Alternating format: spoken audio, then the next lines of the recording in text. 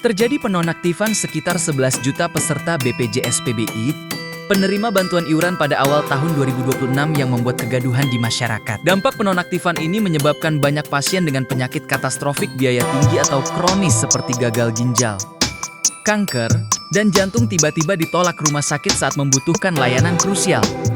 Menteri Kesehatan Budi Gunadi Sadikin menegaskan bahwa fokus utama bukan sekadar administrasi data, melainkan nyawa manusia.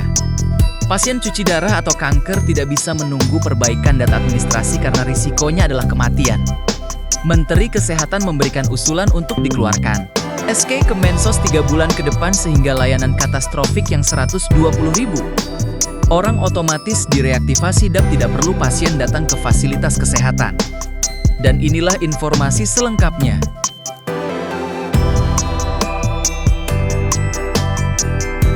Assalamualaikum warahmatullahi wabarakatuh. Saya mungkin karena sebagian sudah dibicarakan tadi oleh teman-teman, kita langsung ke halaman 6 saja, Pak. Bisa langsung ke halaman 6. Nah, Bapak Ibu, karena isunya mengenai cuci darah, ini adalah jumlah pasien cuci darah di Indonesia. Totalnya ada 200 ribuan. Ya. Setiap tahunnya bertambah 60.000 yang baru. Kemudian yang dari tahun sebelumnya ini ada sekitar 120 ribuan. Ya. Ini jumlahnya 200 ribuan.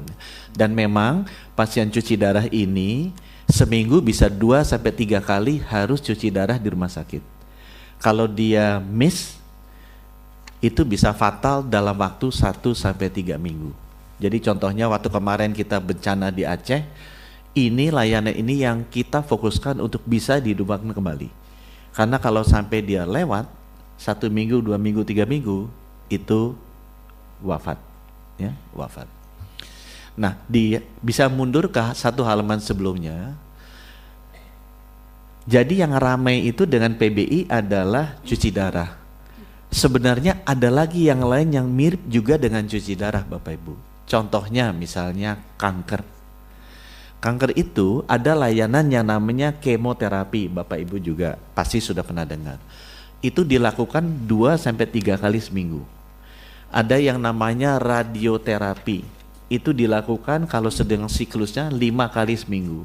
Itu sama Bapak Ibu, kalau itu berhenti, itu wafat. Ada juga misalnya penyakit jantung, itu penyakit jantung kita sama-sama tahu harus minum obat setiap hari. Kalau itu dia berhentikan, itu juga wafat. Ya, yang lebih sedih misalnya thalassemia, itu untuk anak-anak yang kena thalassemia. Itu harus diinfus, harus cuci darah juga anak-anak itu. Kalau kemudian mereka miss, wafat. Jadi selain yang gagal ginjal, sebenarnya kami ingin ajukan dari sisi Kemenkes, ini penyakit-penyakit lainnya. Data ini sama seperti yang tadi ditampilkan oleh Pak Ali Gufron. Jadi Bapak Ibu dari 200 ribu, tadi saya lupa sampaikan di depan, sebenarnya yang keluar dari PBI cuma 12 ribu.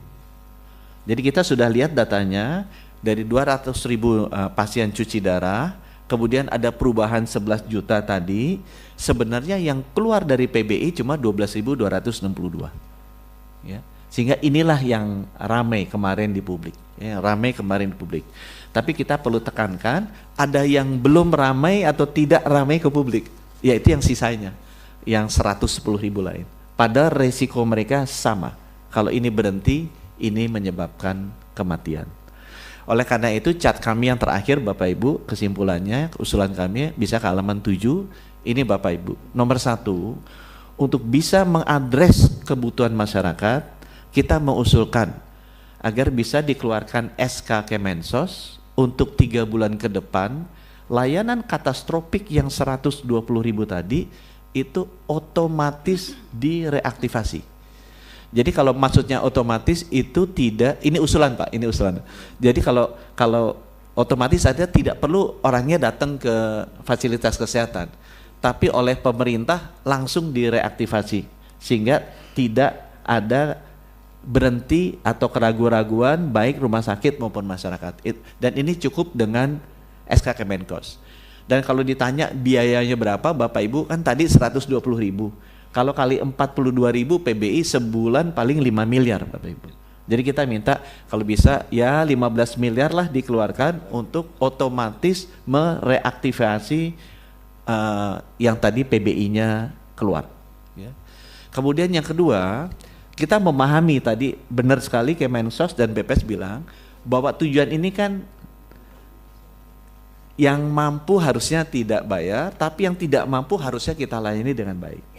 Sehingga dalam 3 bulan ini, kenapa kita usulannya ini sebentar saja, 3 bulan ini benar-benar divalidasi kembali. Ini bisa BPS, bisa dengan Pemda dan Kemensos memvalidasi. Benar nggak sih ini miskin atau tidak? Kalau saya sebagai pernah bankir bilang, ya dilihat, kalau Pak dia masuk PBI tapi punya kartu kredit limit 20 juta, ya udah pasti kan nggak harusnya PBI. Atau dia PBI tapi listriknya 2.200, ya harusnya tidak PBI. Dengan demikian dalam 3 bulan ini terjadi kejelasan dan bisa dikomunikasikan ke masyarakat yang terdampak bahwa hey, kita ingin mengalihkan uangnya benar-benar subsidi yang tidak mampu. Di catatan DTSN Bapak Ibu termasuk yang punya kartu kredit ya kategori mampu harusnya tidak menerima. Kemudian usulannya ketiga adalah kita juga mengeluarkan SK Kemensos, Pak Mensos saya bilang, karena SK Kemensos itu bisa keluarnya tanggal 25-26. Berlaku bulan berikutnya. Akibatnya BPJS tidak memiliki waktu cukup untuk menjelaskan ke masyarakat bahwa statusnya berubah. Ini kita minta, mohon usulan kami adalah SK Kemenkos itu berlaku 2 bulan berikutnya. Ini biasanya nanti jadi objek audit BPK karena ada 1 bulan selisih tuh. Oh ini 1 bulan selisih ini ada yang meninggal, ada yang apa. Nah itu yang nanti kita butuh waktu untuk bicara dengan BPK agar kebijakan ini tidak menjadi salah di sisi keuangan, karena ini dibutuhkan untuk masyarakat, karena masyarakat kan perlu dikomunikasikan. Nah ini yang perlu kita rekonsiliasi dengan BPK. Kemudian yang keempat itu hanya mengingatkan saja ke kita semua bahwa ada batas kuota yang ada di Undang-Undang 96,8. Jadi pada saat kita reaktivasi ulang PBI, memang Kementerian Sosial itu dibatasi oleh undang-undang tidak boleh melebihi 96,8 jiwa. Jadi demikian usulan kami Pak. Jadi nomor 1 kalau bisa ada reaktivasi otomatis sementara 3 bulan oleh SK Kemenkos. Yang nomor 2, dalam masa 3 bulan ini dilakukan pemutakhiran desil secara terbuka dengan masyarakat oleh BPS, Pemda, BPJS dan Kemenkos. Dan yang nomor 3, agar SK Kemenkos ini berlaku 2 bulan. Yang ini memerlukan koordinasi dengan BPK agar tidak dilihat salah Kemensos dan Kementerian Kesehatan kalau ini berlakunya 2 bulan, agar BPJS memiliki waktu cukup untuk mengkomunikasikan masyarakat sehingga tidak terulang kembali keramaian seperti ini. Dan yang keempat adalah catatan saja bahwa memang ada batasan di Undang-Undang PBI itu 96,8 juta jiwa.